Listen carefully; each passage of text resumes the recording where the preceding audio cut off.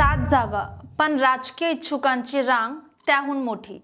दिल्लीचा मार्ग मोकळा होणार कोणासाठी आणि महाराष्ट्राच्या राजकारणात पुन्हा एकदा रंगणार का क्रॉस वोटिंगचा थरार। राज्यसभा निवडणूक आता अधिकृतपणे जाहीर झाली आहे आणि राज्यातील राजकीय वातावरण पूर्णपणे तापले आहे।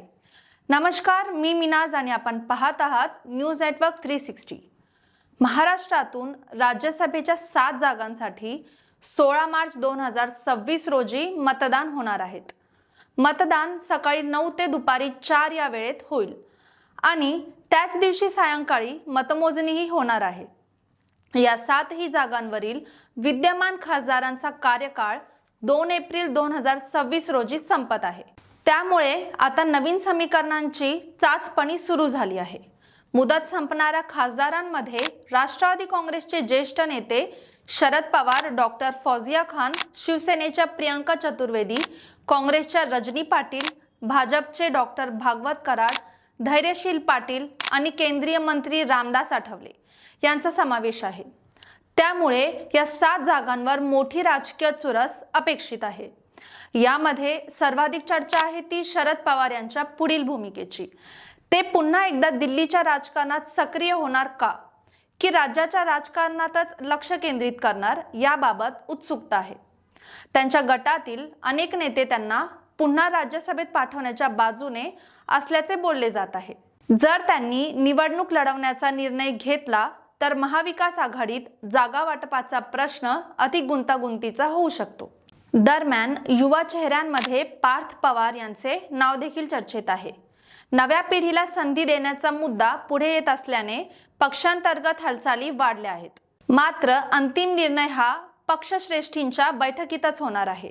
संख्याबळाच्या दृष्टीने पाहिल्यास सध्याच्या विधानसभेतील आकडेवारीनुसार महायुतीकडे 6 जागा जिंकण्या इतके स्पष्ट संख्याबळ असल्याचे मानले जात आहे, तर महाविकास आघाडीकडे निश्चितपणे एकच जागा सुरक्षित असल्याचे राजकीय विश्लेषक सांगतात।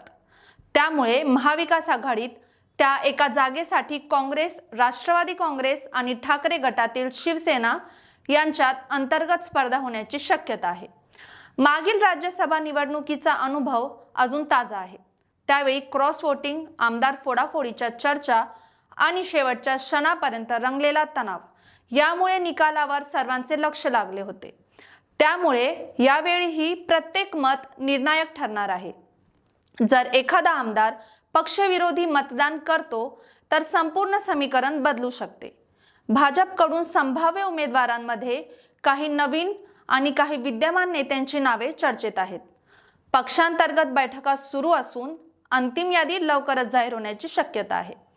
दुसरीकडे महाविकास आघाडीत एकमत साधणे हीच मोठी कसोटी ठरणार आहे। राज्यसभा निवडणूक ही केवळ आकडेमोड नसते, ती प्रतिष्ठेची लढाई असते। दिल्लीतील प्रभाव, राष्ट्रीय राजकारणातील स्थान आणि पक्षाची ताकद दाखवण्याची संधी यातून मिळते। 7 जागांपैकी कोणाला संधी मिळते, कोण पुन्हा दिल्ली गाठतो आणि कोणाला प्रतीक्षा करावी लागते, हे पुढील काही दिवसात स्पष्ट होईल। महत्त्वाची राजकीय गणिते आणि सद्यस्थिती। शरद पवार हे महाविकास आघाडीकडून निवडणूक रिंगणात उतरण्याची शक्यता आहे, तर दुसरीकडे अजित पवार यांच्या राष्ट्रवादीकडून पार्थ पवार यांचे नाव चर्चेत आहे। एकाच कुटुंबातील 2 नावे 2 वेगवेगळ्या आघाड्यांकडून चर्चेत असल्याने ही लढत कौटुंबिक आणि राजकीय दृष्ट्या रंजक ठरणार आहे। तसेच काँग्रेस पक्षाला आपले खासदार वाढावे असे वाटत आहे। यासाठी हर्षवर्धन सपकाळ प्रयत्न करत असल्याची माहिती समोर येत आहे। शरद पवार रिंगणात असतील आणि मतविभाजन झाले तर त्यांच्या प्रदीर्घ राजकीय कारकिर्दीला मोठा फटका बसू शकतो। त्यामुळे पवार अत्यंत सावध भूमिका घेण्याची शक्यता आहे। विशेष म्हणजे विधानसभा निवडणुकीपूर्वी शरद पवार यांनी आपल्या राज्यसभेला जाण्यास इच्छुक नसल्याचे स्पष्ट केले होते। मात्र शरद पवारांसारखा मोठा नेता दिल्लीत हवाच असे वक्तव्य संजय राऊत यांनी वारंवार केले आहे। आता राज्यसभेत पुन्हा शरद पवारांची वर्णी लागणार की दुसऱ्या कुणाला संधी मिळणार, हे पाहणे महत्त्वाचे ठरेल। तुम्हाला काय वाटतं, शरद पवार पुन्हा राज्यसभेत जाणार का, की यावेळी नव्या नेतृत्वाला संधी मिळणार? तुमचे मत आम्हाला कमेंटमध्ये नक्की कळवा आणि अशाच महत्त्वाच्या बातम्यांसाठी पाहत रहा न्यूज नेटवर्क 360.